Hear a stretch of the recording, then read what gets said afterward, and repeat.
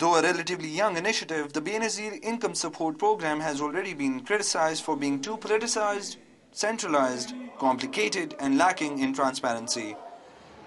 The IMF, after bailing Pakistan out of dire financial straits, is now pushing the World Bank to conduct a survey in Pakistan about who's poor and who's not, before doling out the sanctioned 2,000 rupees to deserving families across the country. The Benazir Income Support Program intends to provide benefits to the poorest families in Pakistan.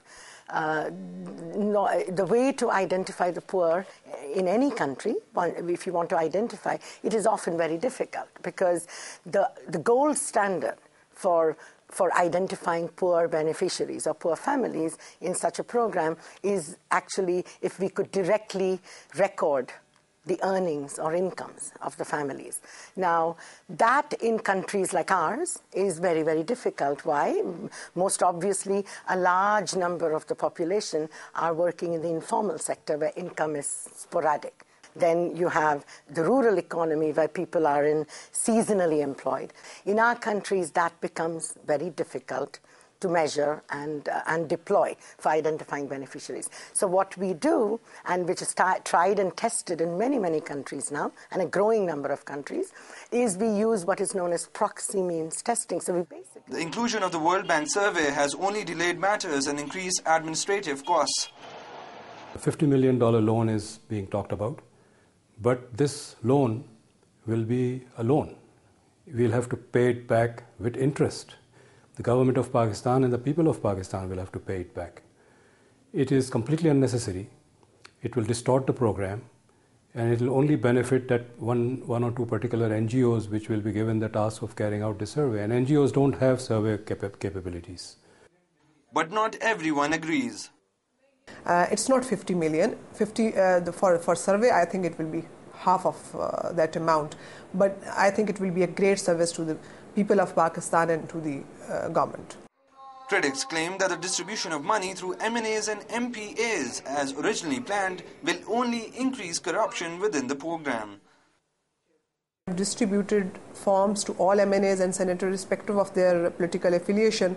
That shows this program is not party-specific program. This program is for the people of Pakistan. It's people-specific program. The method we have adopted is MNAs and senators. Wherever in whatever constituencies, MNA from Q League, People's Party or Nawaz Sharif's party or any political party, that MNA will be able to distribute forms. Now it's up to that MNA or senator how equally they decided they distribute those forms. So there is a chance of corruption?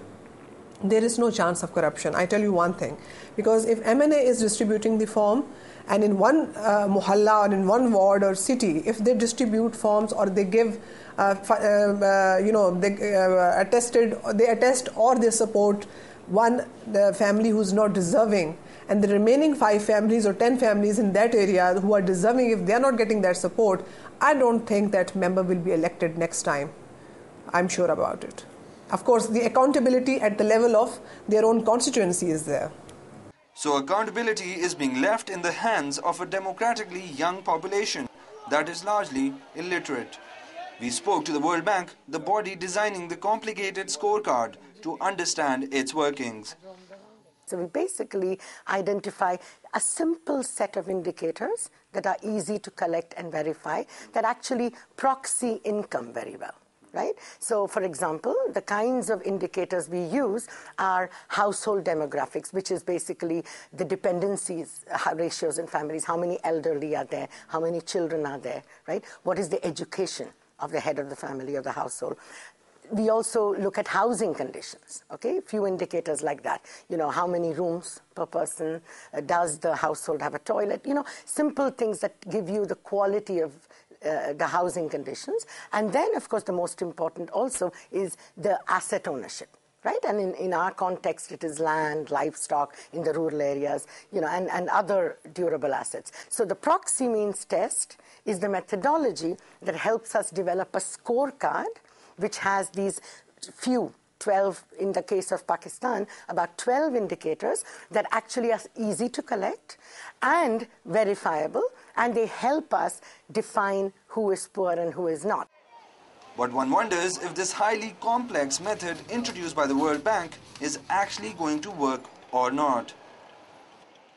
Once word gets out that this census is being undertaken for the purpose of giving assistance, there will be an incentive for misreporting. If you have a car in your house, you report that you have a bicycle. You cannot expect that all enumerators will be unscrupulously honest. In fact, there will be very significant elite capture. If there is a powerful political family in a district, they will very easily manipulate all the data in this with the help of the enumerators. Other welfare schemes like the Pakistan Baitul Mal and Zakat deducted through banks have been criticized in the past for their lack of transparency and their inability to fund the poor, largely due to bureaucracy and corruption. But the overriding hope with the Benazir Income Support Program is that it will be successful where others have failed, rather than becoming another bleak statistic in government records. Shehzad Hameed, Dawn News, Islamabad.